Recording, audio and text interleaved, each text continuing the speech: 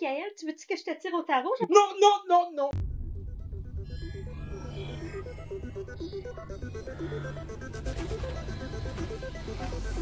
Bonjour tout le monde, ici Michael, ou Mr. Flamingo si vous préférez, et bienvenue pour cette nouvelle vidéo critique. Aujourd'hui, ça va être un peu comme pour la critique de Ne respire pas 2. C'est pas moi qui ai vu le film, c'est ma mère. Et comme ma mère est une fanatique pas mal de tarot, elle voulait aller le voir, puis moi aussi, mais je me sentais pas en état d'y aller. Que peux-tu nous dire sur le film Tarot, de ce que tu te souviens quand tu allais voir le film hier? En fait, pour donner une idée du synopsis sans spoiler, c'est un groupe de 7 collégiens qui, pour souligner l'anniversaire d'un des leurs, ils ont loué un vieux manoir. Quand ils décident de visiter le manoir, ils arrivent au sous-sol puis ils découvrent un musée de toutes sortes d'articles d'ésotérisme et d'astrologie. Et parmi ces articles-là, ils découvrent une boîte en bois avec un jeu de tarot ancien à l'intérieur qui a l'air vraiment maléfique. C'est pas les tarots qu'on est habitué de voir, là, c'est vraiment peint à la main, c'est très, très lugubre. La personne dont c'est l'anniversaire, elle dit à Hayley, l'actrice principale qui est jouée par Harriet Slater, ok. Hey, je veux que tu me tires au tarot absolument. Au début, elle refuse, mais finalement, à force d'insister, elle dit ma crainte, c'est que utiliser un jeu de tarot qui ne nous appartient pas, ça porte malheur. Mais là, évidemment, personne ne les croit.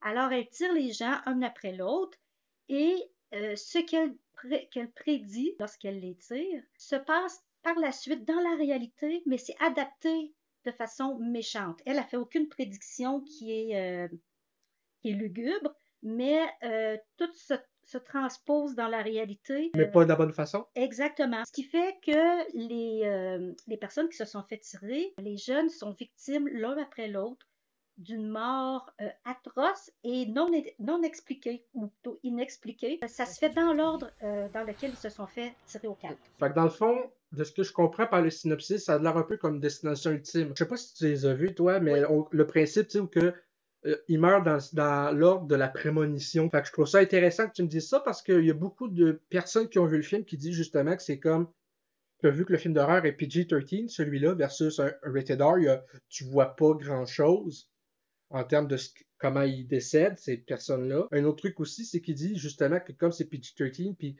que le film aussi est très générique dans l'ensemble en termes de film d'horreur. Toi, t'en as pensé quoi? En fait, le film nous tient vraiment en haleine tout le long. J'ai sursauté et j'ai crié à quelques reprises, puis je suis pas la seule. Malgré le fait que ça devient prévisible, on sait tout le temps c'est qui le suivant, puis là, ils se rappellent exactement ce que Hayley leur avait prédit.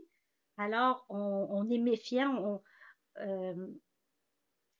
Par contre, je vous dirais qu'avec la fin du film, moi, je suis persuadée qu'il va y avoir un deuxième volet à ce film-là. Tout le long du film, c'est le suspense, on est sur le bout de notre siège, c'est bien ficelé, c'est bien pensé, mais la fin, elle est trop légère, trop facile. C'est comme s'il avait fallu que là, il restait plus de temps sur leur caméra, puis qu'il fallait que ça se termine rapidement, et c'est comme bâclé. Moi, je donnerais facilement un 9,5.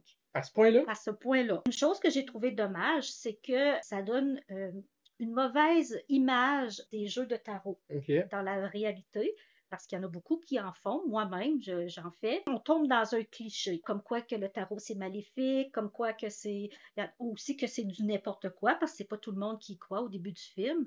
Alors, je trouve que ça donne une mauvaise image au jeu de tarot. Ouais, ben en même temps, si le jeu, justement, comme tu dis au début, est comme assez lugubre, juste de serait-ce qu'en apparence, puis tout, je veux dire, au moins, je pense que on devrait être capable de se dire au moins que c'est pas tous les jeux qui ont de l'apparence, qui juste visuellement ont de l'air creepy. Effectivement. Donc, de ce qu'on peut en dire, c'est que dans le fond, ce jeu-là a comme une histoire derrière son origine.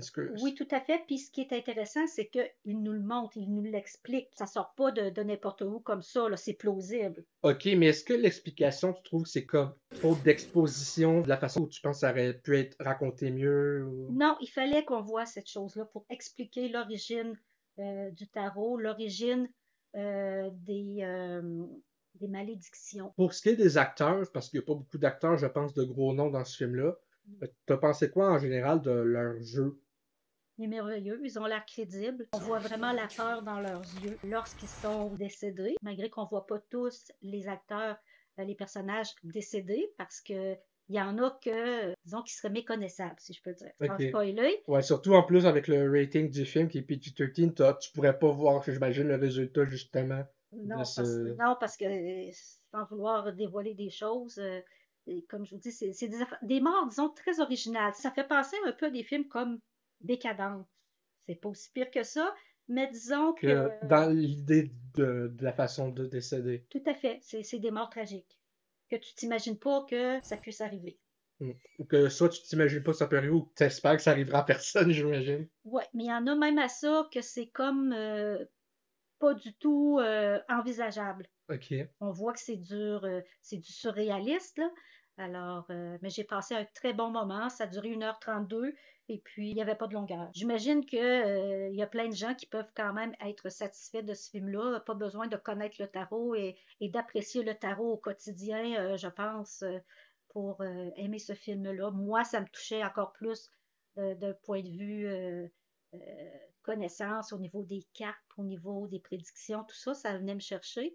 Mais je pense que n'importe qui, monsieur, madame, tout le monde, va quand même avoir du plaisir à regarder ce film. Ça me donne presque le goût de le regarder. Bon, Peut-être plus quand il va sortir en média physique, parce que ça a ben, l'air intéressant. peut-être que si j'avais fait une meilleure critique, t'aurais eu plus le goût encore d'y aller, mais c'est pas moi, je suis pas Mr. Flamingo, je fais mon possible.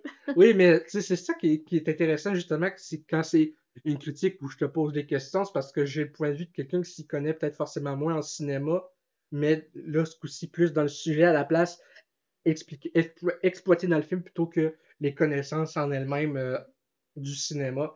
Fait que c'est toujours intéressant pour moi. C'est une des raisons pourquoi j'aime écouter les vidéos critiques sur YouTube, c'est d'avoir le point de vue de ceux qui critiquent le film versus mon point de vue à moi. Merci, man, d'avoir partagé ton avis avec nous autres. Ça fait J'espère que plaisir. ça va intéresser les gens, malgré le fait justement que c'est pas moi qui ai vu le film ce coup-ci. Soyez indulgents. Si ça vous a plu la vidéo, n'hésitez pas à nous le dire dans les commentaires, à laisser un pouce bleu si c'est bien apprécié et un abonnement à ma chaîne pour de nouvelles vidéos dès que possible. Je vous dis à la prochaine. Peace and love.